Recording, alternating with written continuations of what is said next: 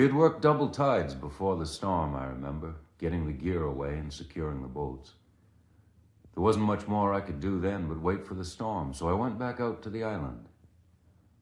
I passed extra lashings on the roof of the house in the rocks and went around to build up the seawall a little higher. The tide was coming on the darkness, and the slow swell leaned at the sea ledge and boomed before me.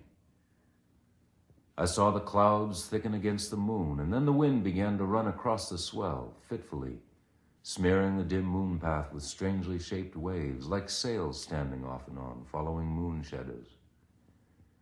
I watched for a long time, standing there in the rocks, listening to the sea ledge talking. I found it didn't do to wonder too much about the island. Nothing I ever learned about it seemed to ease my sense of its strangeness. But then there are things you know and things that are given you. There are also things you don't ask. When I first came there, it was still moving a little bit and changing shape, but by the time the house came, it had settled down pretty well and sorted itself into quite a private and self-sufficient enterprise, although a little lower in the water than before. When the tide was away, it was island, long and wandering. At half-tide, a crescent of shelter in the circling seas, a pool of quiet with sun in its lee. And at the high, it was a two-part ridge of rock, a ledge, a small, cold skerry in the black and hungry water sweeping by. It wasn't a part of anything else. Except for the sea ledges, it was all red rock, unlike any of the other islands nearby. It maintained a silence and a difference, indifferent to things around it.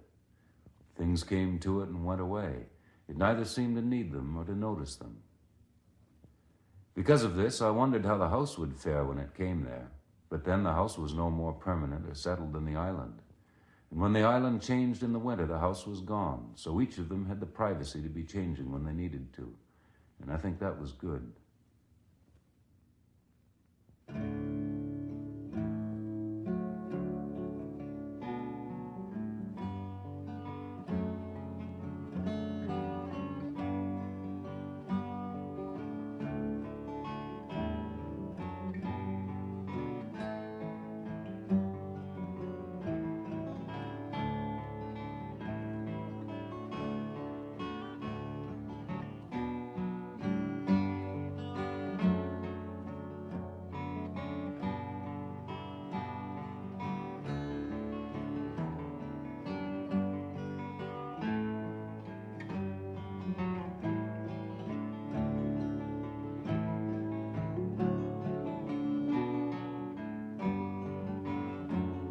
I had stood there till I was cold in the hollow of wind above the half-tide ledges.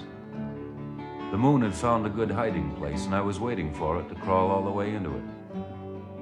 But the caring of the day had wearied me, so I went back up around the end of the high ledge and crawled into the house in the rocks without hanging up the light. I knew the boat was safe and the house was tied down well, and the storm would not come till the tide was well away, and I fell asleep in my clothes, hearing the first waves begin to creep through the seawall. I dreamed I heard a singing then, a gray and silver sound along the wind, and I dreamed about the sea elves. Once I woke, hearing the singing louder and the sounds of the working of a ship. But as I woke, it sounded like the wind going east because of the low and lifting pitch of it. The tide had come and was lifting the corner of the house a little as the waves came through the seawall.